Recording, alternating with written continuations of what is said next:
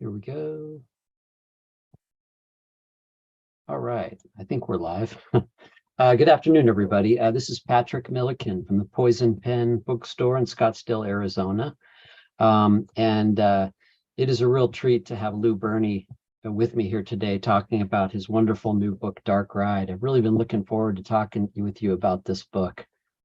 So Thanks so much, Patrick. Thank you. Thanks for having me. It's great to be here. I wish I was there in person. It's one of my favorite bookstores anywhere. So I'm glad to be here.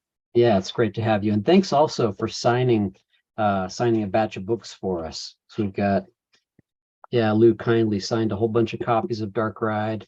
And I'll put a link if I can maneuver. I'm kind of flying solo today, so if I can put it in the comments field. Otherwise, you all know how to get in touch with us. It's just store.poisonedpen.com, and we have signed copies. But Lou, yeah, it's really great. It's been a little while, been a minute since your last book. Before we get into this book, tell us how have the last very strange, surreal years been for you? Yeah. It's it's funny. My last book came out in 2018, and I spent about two and a half years working on a new novel, and it just really wasn't going anywhere. It wasn't coming together, and it was kind of killing me. It was just really hurting. And so right around when COVID hit, I guess would have been March 2020, I was like, you know what, life's too short. I need to start something brand new and something I like writing. And that was Dark Ride. And it clicked immediately for me. And it's a book and a character I fell in love with right away. So I think in some ways I have the pandemic to thank for that, for just a reset of my thinking. Yeah. Yeah. So Is that manuscript that you started, is it something that's salvageable and something you might go back to at some point? yeah, I think so. Like with writing, sometimes you just get too close to something and you miss the forest for the trees, is the cliche, but it's really true. And so I think I will go back to that one at some point. And I have a hunch I'll see a lot of the solutions to it that were just eluding me at the time because I was too close to it. Right. Right. Now with Dark Ride, what an interesting approach to writing a novel. There's so much going on here that I want to talk to you about. Although our lead, Hardly Reed, is definitely the protagonist in the story. It's very much an ensemble cast, with this great crew of kind of misfits. I really love the cast that you put together.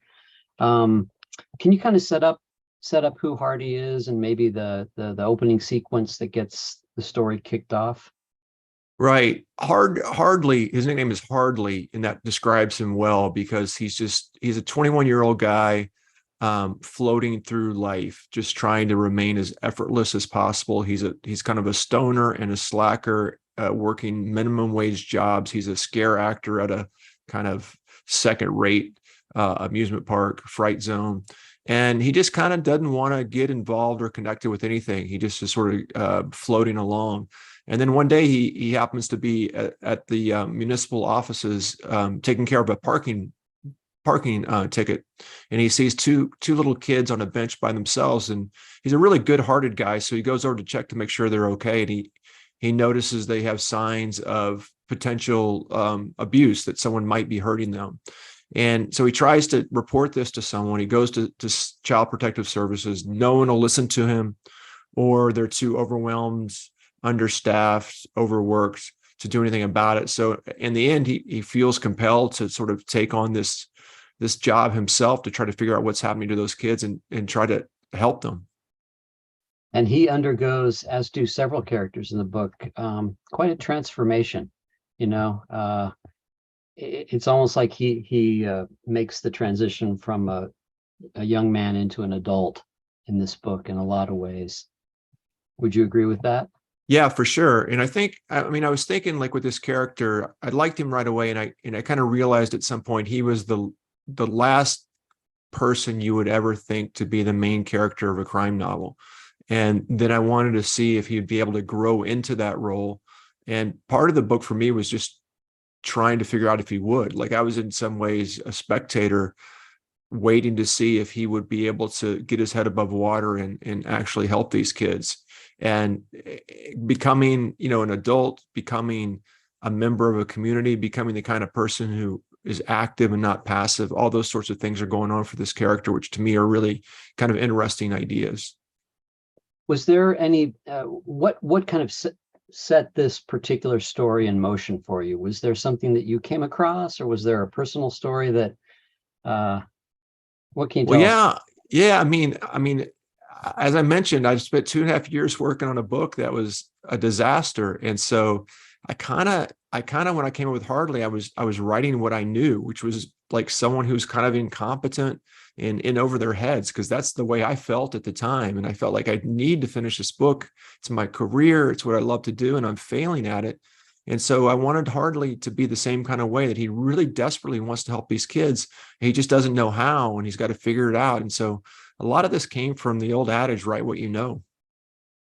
But with the deal with the kids, was there any kind of particular story in the background that, uh, I had read some stuff in the past. It's one of those kind of things where you read an article, years earlier, and it just sort of spins around in the back of your mind and sticks with you. And I remember long, long ago reading an article about a security guard at I think it was a courthouse, who noticed a kid who he thought might be abused, and no one would listen to him. And that just always stuck to me, is that, like, what would you do in that situation? And so I think, once I had Hardly, that idea bubbled to the surface, and the two connected in a way that I had never anticipated before. and the two kids, when we first get a glimpse of them, they're, they have that kind of shell-shocked look to them, just kind of almost like fixed. Some of those details seem very, very authentic. Um, Tell me a little bit about the research into this whole underworld. It must have been kind of a dark ride.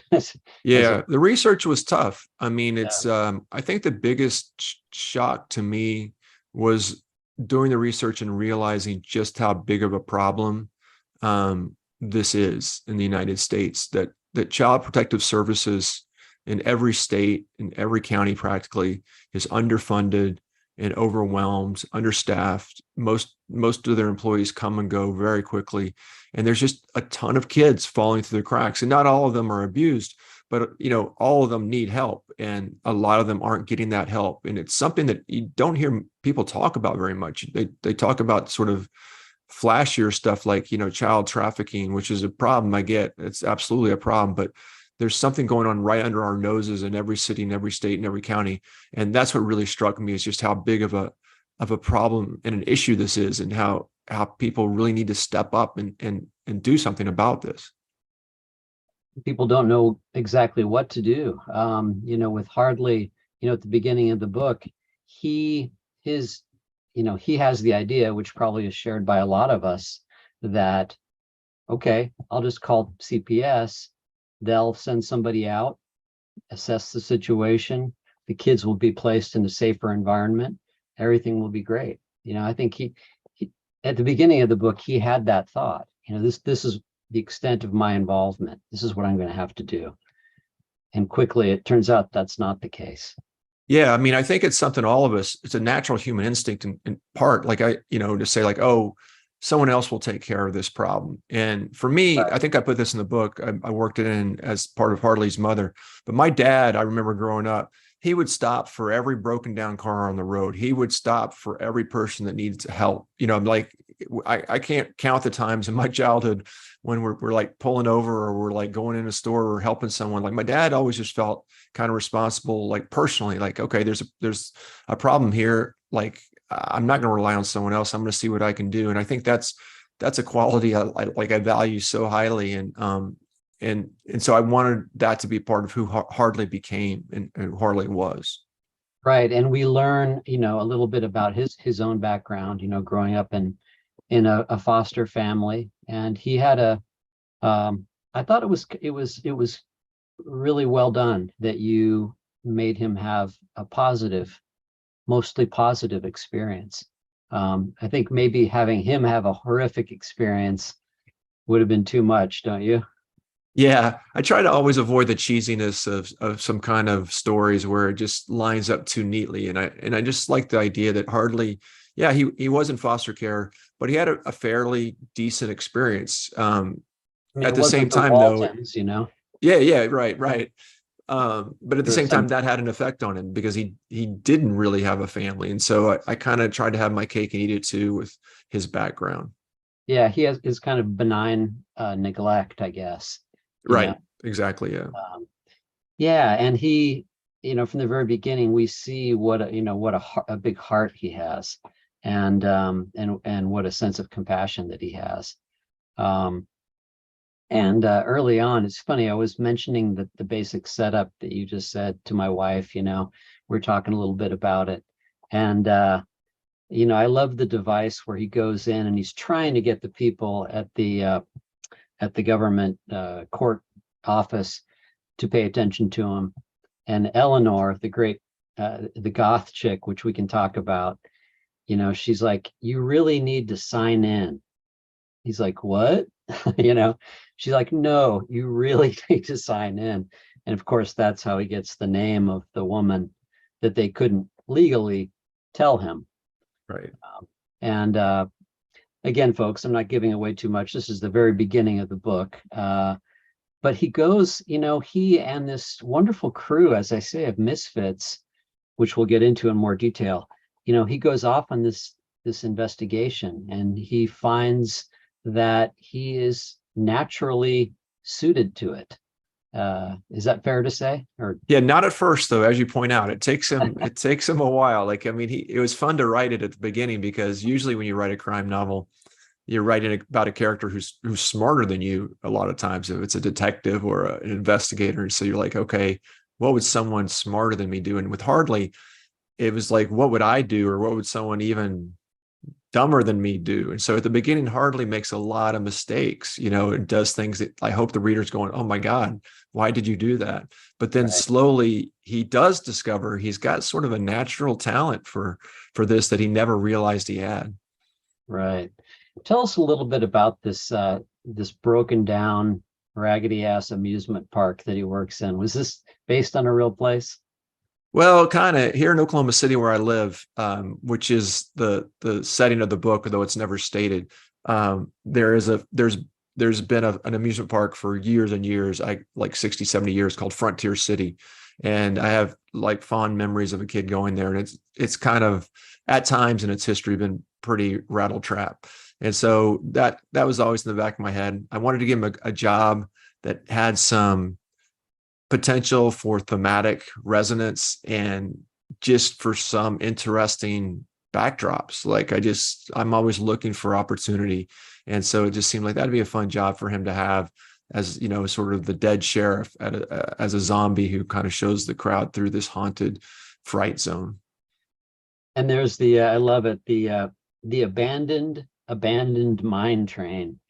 Is a big setting in the book, where kind of the secret place where, he goes and kind of regroups and hangs out. Right. And that's the dark ride of the The title. dark ride, Right. exactly. Which that's funny. That's my wife's favorite line in the book was it's the ride is the abandoned mine train, but it's abandoned. So it's the abandoned mine train. So Right. I'm glad someone else liked it. So thanks. Yeah, no, that was great.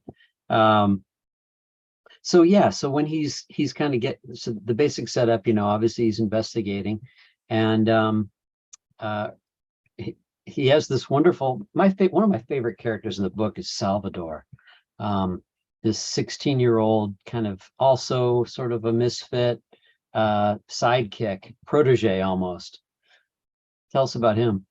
Yeah, he's one of my favorite characters too. And I'm not sure where he came from, but he just emerged out of whole cloth for me. And he's kind of this guy who worships Hardly, and Hardly is kind of embarrassed by it because Hardly recognizes that there's nothing about him to worship. And Salvador's 16. He's picked on by everybody but Hardly, and Hardly is the one who's like kind to him and grudgingly allows him to tag along. And Salvador's got kind of an arc too in the book. I think Yes, the two sort of parallel each other. yes, That as Hardly starts to evolve, Salvador does too. And I wanted that to be kind of an interesting element. And to me, it's just, I guess I would say, like with Salvador, he's the guy with a lot of potential who can go a lot of different ways. Same with Hardly. And that's what the book was interesting to me. It was a good book to write for me because I didn't know what was going to happen. I didn't know how these characters would end up. And I always think that's best for the reader when the writer is not even really aware of that themselves. And with these guys, I knew from the beginning that a good heart might not be enough to pull this off, but it might be. And I was just like, that was the question that was always in my head. Right. And then you got this great character, Felice Upton, the real estate agent, former PI. Where does she come from, and how does she fit in? Man, I'm so glad you're calling attention to the other characters, because I really love and spend a lot of time on these secondary characters. As you said, it's really an ensemble piece to a lot of degrees. Felice is this, traditionally in crime fiction, there's sort of a mentor character. If you're an amateur sleuth, you meet someone who's going to show you the ropes. And so I wanted to like embrace that idea, but I also wanted to subvert it in certain ways. And so I made Felice a very reluctant kind of person in terms of trying to help Hardly or what she wanted from Hardly. And she's not even a PI anymore. She's a real estate agent. So I wanted their relationship to be really complicated and interesting. And I wanted her to kind of be also the voice of the reader at times, telling Hardly, like, you need to stop this. This is dumb. This is a bad idea. That's interesting. That didn't occur to me, but of course. Yeah. And there's a lot of the little nuances in their conversation that I found really interesting, about, how she would never really answer a direct question, in this very sort of way of getting information out of him without revealing anything of herself. These sort of techniques that she is sort of teaching him in a way of Yeah, exactly. Yeah, no, that's exactly right. And I'm so glad you picked up on that, because I was kind of I wanted to be this mentorship and this education, but it's almost like she doesn't really want to teach him. He's picking it up on his own. And that's where he starts to discover his own kind of natural affinity for paying attention, which was one of her big pieces of advice early on, is just, you just got to pay attention. And he realizes that when he focuses, he can pay attention. And this idea that it's, she's a woman in her mid 40s, an African-American woman in her mid 40s, and he's this white stoner dude who's 21. I wanted it to be as much of a potential clash as possible, so that the relationship that evolved, had a real organic meaning to it. There's a bit of Mrs. Robinson in there too. Yeah, for sure. Yeah, and what's funny is that, and I thought this was really great, is that she doesn't involve herself in the case too much. He's the one that's doing all the legwork, him and his gang. Right? Yeah, I always like with crime fiction, I love the tropes and I love the conventions. And I'm also always trying to push against them a little bit and throw a little bit of a surprise at the reader. And so I wanted to think about what would really happen. And Felice wants something out of this relationship, but she also definitely is not going to do anything stupid. I just don't want her doing stupid for the sake of the book. And I see that too many times in crime novels, where a character is like kind of acting at the whim of the author rather than what the character would really do. And Felice is not going to get involved in this stuff. She's too smart. But, she's interested in Harley and likes him, genuinely. So she gets pulled in just enough to give him a boost, I think. Well, she's kind of the, obviously the much more experienced, worldly, I hate to say world weary, because she doesn't really seem that way. But she, at least the way I read it, she identifies his decency, and his inherent goodness, even though he's sort of the somewhat naive and inexperienced guy. Yeah, I think that's what happens with all the characters in the book. Like I think Eleanor's that way, and I think the mother, Tracy, not to give anything away, is that way. I think there's this recognition that this is a decent guy. This is like a good-hearted guy that kind of disarms people who would never in a million years like lower their guard. Right. And there are points throughout the book where he keeps, when he's going through some challenge, or when he gets his ass kicked, um, you know, his first thought is not to himself. His first thought is to those kids. And it keeps going back to it. It's like, I may feel shitty now, or, but what about those kids? They're trapped, they're trapped in this, and they have no no outlet. So it keeps coming back to the kids throughout the book. Yeah, he can't get rid of that. He's haunted by it, to go back to sort of the idea of his day job. He is someone like, he would love to say, I don't want to do this, I give up, I quit. He would love to do that, but he can't. He's literally trapped himself because he has to help these kids. He can't live with the thought of them being in the situation that they're in. And I think that, again, that's a sign of a really good heart, and it's what drives him, for better or worse, into some dangerous situations. So what can you tell readers about, obviously we've set up the book, but about the investigation and how it progresses, and that kind of thing. Is there much that we can really say? Well, I mean, I think the idea was, I was thinking about, okay, Harley first has to figure out some very basic stuff, like who are the parents of these two kids, Right. and he has to confirm that something bad is happening to them. So there's just a very basic level of gumshoe work that he has to do, and that he learns to do with Salvador. Just figuring out how to go through Facebook and identify photos from different elementary schools and figure out where they go to school so he can find a name. I mean, there's just a lot of that he's not used to working that hard, and he kind of has to like learn to do that. And then he just gets deeper and deeper with his discoveries, where he discovers that things are even more dangerous than he thought, and there's a lot going on. And it's sort of like he's taken a step forward, but then discovering there's a like even steeper obstacle right in front of him now. And then, like, as he grows, so do the obstacles. That was kind of my idea with the book, that he gets better, but everything gets tougher for him too. And he finds out obviously who the parents are. And let's see. So the father is a lawyer. We discover early on. Again, this is very early in the book when he discovers this. But yeah, those basic details, a lot of that early gumshoe stuff does seem very analog.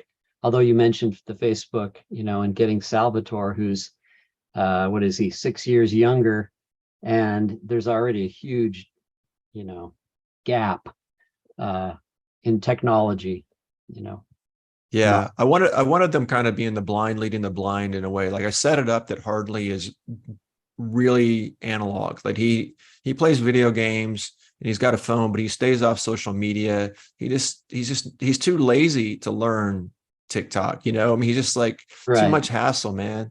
So when he has to like figure stuff out, he's relying on Salvatore, who doesn't really know what he's doing either. I think there's one moment in the book where Salvador is really excited because he has a way to find people, and his secret way to find people. And he explains it's called Google. And Hardly's just like, what are you doing, man? But he still keeps working with Gotta Hardly. put the name in quotes, man. That's Yeah, the yeah, right, right. This is early in the book. They get better, they definitely improve, but you're always wondering, like, I mean, for me as a writer, I was like, no, you guys should not be involved with this. Like find someone who knows what they're doing. So I was always tense writing this book.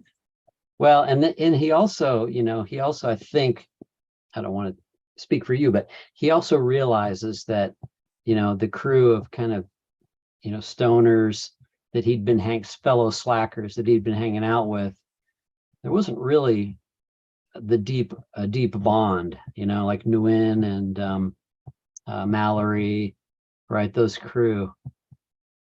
Yeah, that was something that kind of came up as I was writing, this idea that Hardly doesn't really have genuine connections in his life. Like his fellow stoners, they just sit and watch reruns of The Office all day and get stoned, and they're friends technically, but they don't really have much of a connection. And all of a sudden, in the course of this investigation, Hardley is developing real relationships, like with Eleanor, with Felice, with Salvador. And that's the first time in his life he's felt connected to the world. And so that's partly what drives him too, is like he feels like he's got a place in the world that he didn't have before. And I think he's got multiple motivations, the kids being the strongest one, but I think it also feels really good to him to be connected to human beings that he's genuine friends with now. Right. It's funny because, as the book progresses, it's always a series of choices that he's making. Some of them are bad, some of them are decent. But we see kind of, he has this sort of instinct. Maybe I should cut my hair. Maybe that would, make me able to fit into this world a little bit easier, look more respectable, and sort of he doesn't give up smoking weed, but it goes a little bit by the wayside. He's not smoking it as much, he's finding, Right. his own confidence and his own power. And some of these things are just kind of fallen to the wayside. I thought it Right, was exactly. I mean, I'm so really glad, well done. it picked up. Yeah, I totally love that you picked that up, because that's what I was going for. I didn't want to make it too extreme that all of a sudden he changes overnight, but I wanted him Right. to change substantially and kind of meaningfully. And the big thing is, like, you read the book, you realize, wow, this guy is working hard, like for anybody by any standards, by halfway through, by the second 2/3. And he's a guy who started out working as little as possible, but then all of a sudden he's a guy getting up early in the morning and doing like a full long day of work. And that's something that, he would have never imagined for himself, I think. Right. Right. Um, and there is, in the background of this book is, there's a lot of addiction, talk about addiction going on. Um, and how addiction dovetails with CPS and so on and so forth. Is there anything we can say without giving? I don't That's a know. tough That's a tough that's a one. Yeah. tough I one. mean, it is something I wanted to make it as complex as possible and as authentic as possible. And so when I was approaching this, again, there's nothing graphic, there's nothing gruesome, there's nothing gratuitous about the violence in this book whatsoever when it comes to the kids. I It's all wanted to, off like, screen, really. yeah, and I just didn't, that wasn't interesting to me at all. I didn't think that's what the book was about. But I did want to make it like, I wanted to try I'd want Hardly to try to see things from as many perspectives as possible. And I wanted him to recognize that there's just not good and evil in the world. There is evil, but there's also this gray area in between that lets evil thrive. And that's a trickier thing to deal with. Right. Yeah. It's funny. I've had an experience myself with a friend of mine who was he was a heroin addict, and he was in this horrible relationship with this woman, and these two kids were kind of caught in the crossfire, and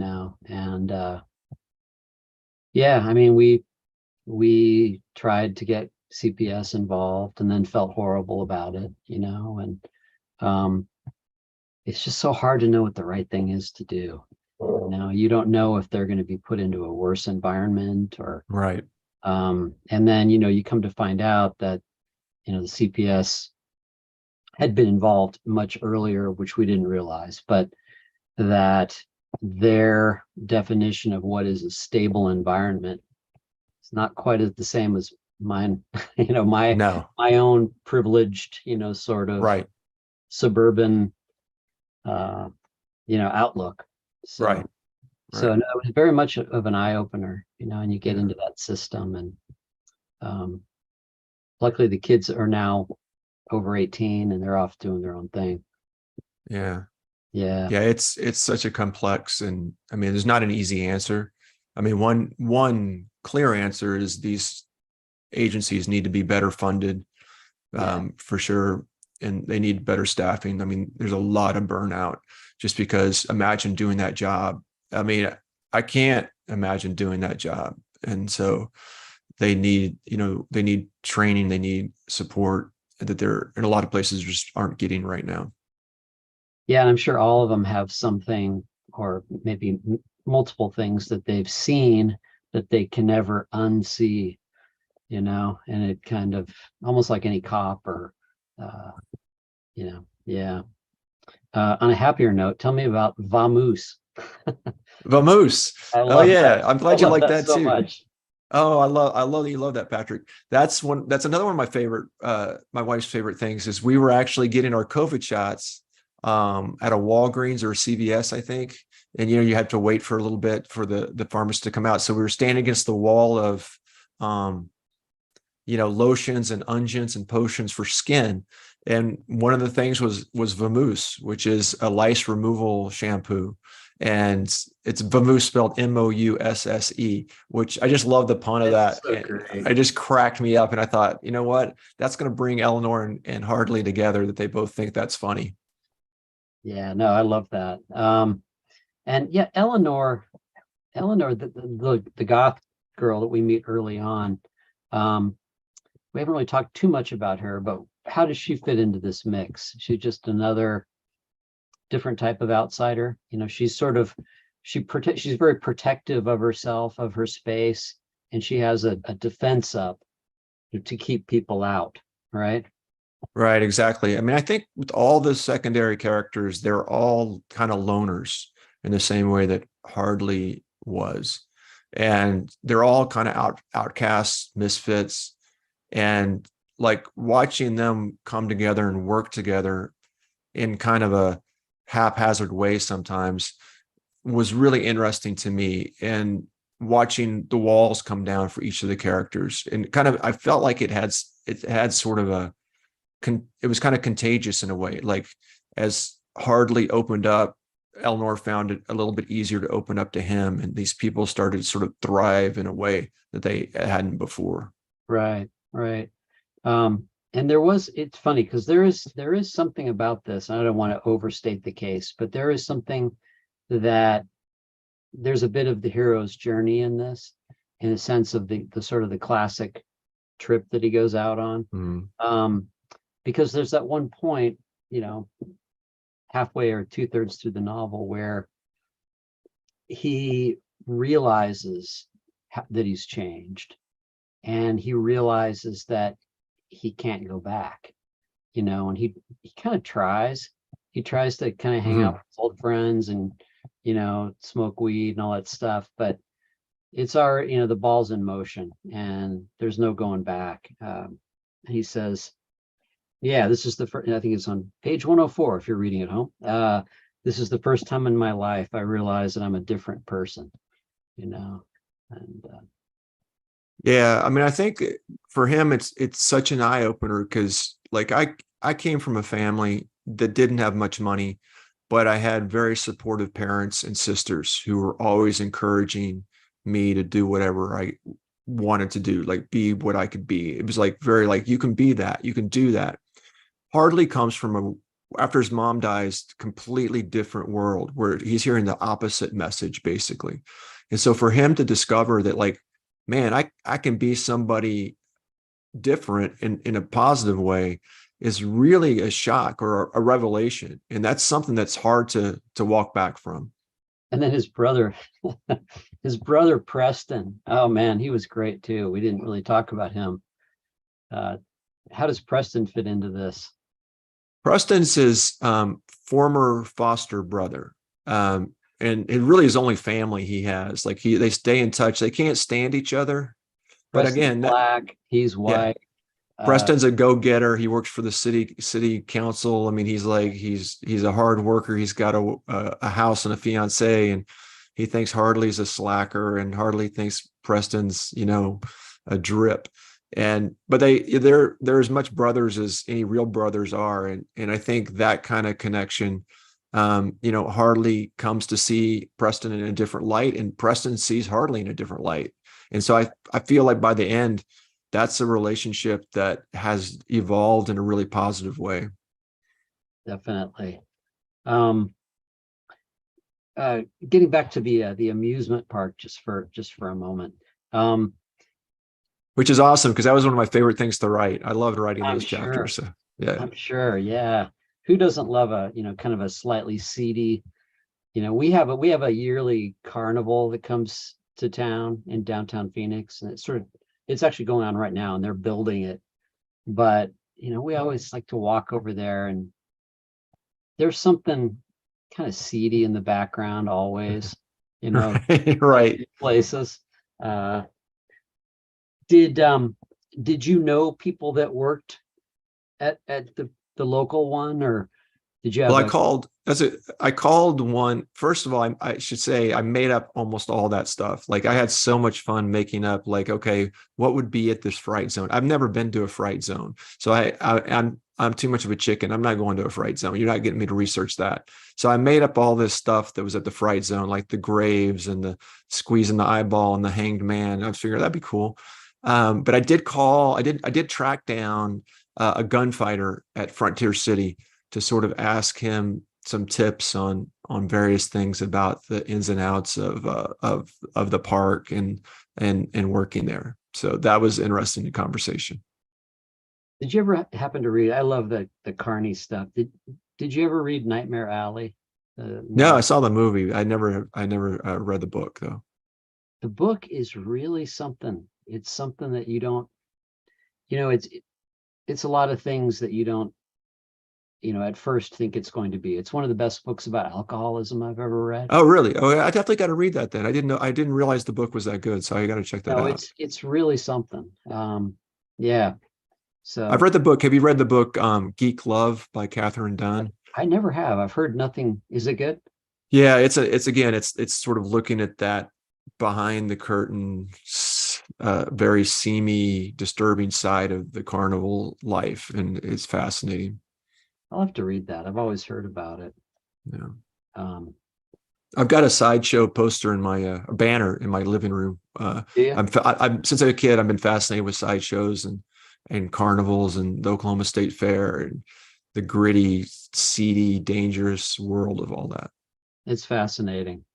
Um, so did you grow up in Oklahoma?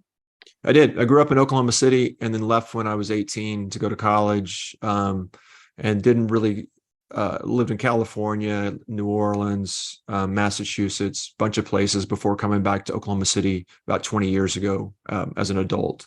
And we've been here. My wife and I have been here since then. Wow. Do you know, I'm sure you probably do, Joe Lansdale, Sure. Yeah. His stuff is fantastic. Yeah. wonderful writer, and Yeah. kind of like what you're describing. I mean, that Nacogdoches, East Texas, Mhm. was kind of the one of the crossroads for a lot of the traveling carny shows and revivals, Yeah. Revivals, the revival circuit. Exactly. Yeah. Yeah. And so all that, Yeah. and he grew up in the 50s and 60s, so all that isn't, kind of jumbled up with drive-in horror movies and science Yep. fiction, and I Yeah. love that. Yeah, I remember going to this. The drive-in was literally like 3 blocks from our house growing up, and I remember walking up there every weekend night, and like at age 6 or 7, and sneaking in and watching these movies that I shouldn't be seeing probably. Uh, but speaking of locations, I do want to point out that I just occurred to me that my new novel that I'm working on, I'm about 300 pages into it. Part of it is set in Scottsdale, and which comes from my directly from my earlier visits to Poison Pen. I was like, oh yeah, I'm gonna put it in Scottsdale because you guys are kind of on the edge of the frontier too. Like 2 hours west of Scottsdale, and you're in no man's land to some degree. True. So I love that. It's true that the city's sort of metastasizing outward, and but yes, it's there's still a lot of really interesting places to go to here. I've been thinking about my wife and I have been considering, although it's probably too late now. There's a little community, and I shouldn't say it on the damn stream because little community just about an hour, maybe an hour and a half directly east, called Miami. Miami and Globe and Superior are these three really interesting, to my way of thinking, old mining towns. And people are buying up these old mining properties on the cheap. We have some friends who bought a former bordello in Miami. No way. That's fantastic. Yeah, it's got like it's 2-story and the rooms are exactly the same size, You're right. know what they're all used for. But yeah, they bought it for like pennies on the dollar, and they're busy fixing it up. I think it's probably too late now, but That sounds fantastic, man. I'm either going to go buy property there, or I'm going to use it in my novel, or both. That's yeah, thanks for the tip. you bet. That sounds fantastic. A former bordello. How can you beat that? That's No, fantastic. it's awesome. I guess there's a whole row of them that kind of go up because the miners needed their entertainment. And Right. Right. uh, so let's see here. We still got plenty of time. Tell me a little bit about the portrait of the artist as a young man. Did you always know you wanted to be a writer, or was that something that came later? Or Well, I have two older sisters who are 10 and 11 years older than me. And from a very early age, they taught me to read and write. They wanted to be teachers. So that's what they did. They're like, we're going to teach you whether you like it or not. So from a very early age, I love books. I love writing. I love making stories up.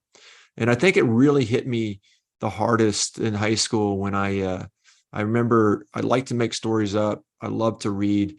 And then I did a story for the school newspaper, and I saw my byline, my name in print, and I was like, "Oh, that's cool."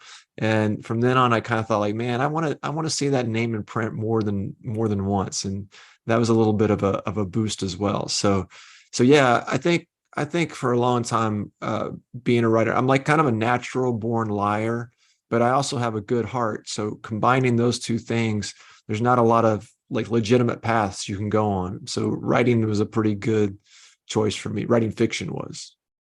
well, that's cool that you can own that you have a good heart. A lot of people can't do that.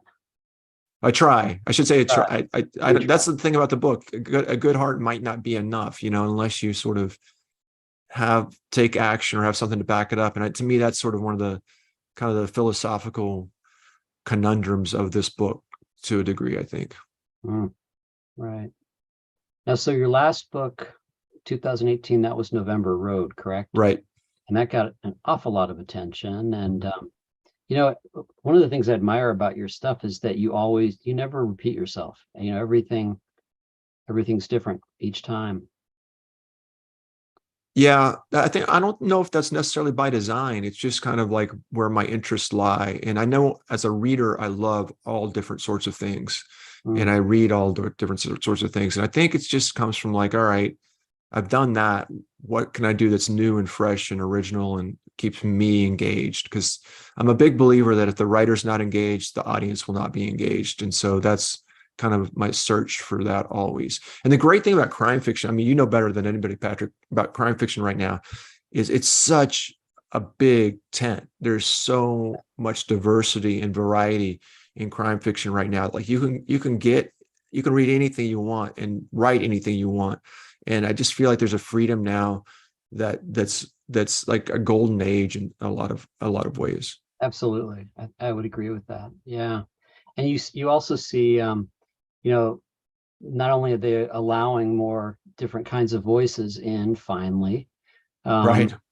but there's also a nice infusion from different genres where it's not, for instance, horror, the, the horror genre is going through what I think is a very interesting transformation right now. You know, you got people like Stephen Graham Jones, Right. writing, incorporating native folklore and tradition into his horror Mhm. tales, and a lot of people that are kind of incorporating a different folklore. I find that fascinating, so it's going through a good time. Yeah, I feel like it's very liberating. It's like a time when like sort of a lot of barriers are down and you're just like, okay, you feel like mixing horror with a procedural and setting it on in a world we haven't seen much of before. Like go for it, and there'll be an Right. audience for that. That's exciting to me. Definitely. Let me see if I have any questions from our audience here. Robin says, no, it's not too late. Buy that bordello. Okay. I have to do that. I may, Robin. I'm gonna do it instead. I'm gonna beat him to it, and I'm gonna get a Yeah. bordello. Well, next time you're up, I've actually taken a couple of different writers out there. I took Wallace Strobe, Oh yeah, um, I know Wally. great writer, Yeah, he's terrific. kind of under the radar. But we went out to Miami and Globe and looked at some of those old places. Let's see here. Yeah, I love the setting idea. I grew up in Kansas, and we had Joyland as an amusement park. Looking forward to reading this. Great. Yeah, a couple of comments. Just big fan of your work. Um, so glad to see this book. Great. Let's see, YouTube. Yeah. That's great. Have you sold the film rights or TV rights for it yet? Well, not yet because of the writer strike. Right now, everything's kind of locked up a little bit. So I'm told there's good hope for it, because I would love to see this. I think this would make a great feature or a great TV series. Really, But it really would. Do you have any kind of casting ideas in your mind? no, I'm weird that way. I wish I did, but once I write those characters, they are real to me, and I see them in my head as vividly as I see you right now. And so I can't picture anyone but the real Hardley. That's how I think of Right, him, the real Hardley, the real Eleanor. So right. Well, let's see. What are you reading these days? Anything? I'm just started James McBride's new novel, Oh, yeah.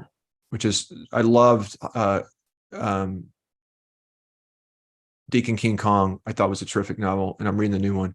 And I just finished Lori Raider Day's novel, which is coming out in October. It's a mystery called The Death of Us, and it's terrific. Lori's always so smart and digs so interestingly into complex characters and relationships. So I love that.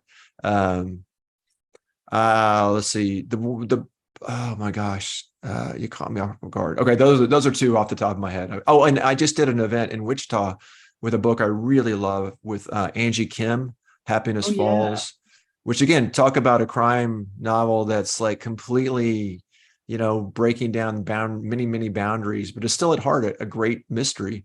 Happiness Falls by Angie Kim is fantastic. So that's another one I've been reading. We just did a big virtual event with her too, and she wrote Miracle Creek, right? Yep. Right. Yep. Yeah, Yeah, great. she's great. Well, Lou, it's been great visiting with you. We have a signing tonight with John Scalzi in Oh, the sure. Yeah. so that should be fun. Yeah. That's great. Yeah, Uh, but congratulations on the book. Thank you so much for the conversation. I mean, I love how we got into the weeds with some of this stuff. It's so much fun to talk about it in that way. So thank you. There's a lot of stuff I wanted to go in deeper, but I realized that it would be spoiling things. So, Right. but folks, you're in for a real treat with this book. And as I said, we have signed copies. If you'd like to order one or pick up one wherever you purchase books. Oh, is there a good audiobook? Yes. The narrator is the guy who did November Road, and he's fantastic. Jonathan McLean. Oh, fantastic. Yeah. Yeah. All right, Lou. Well, congrats again and hope to see Thanks, you Patrick. in the desert soon. I'll be there soon. I'll get that Bordello. Thank you very much. Right on. Thank you. Bye. Thank you, Patrick. I really appreciate it. Hey, thank you. That was a lot of fun. I love, I mean, your take on it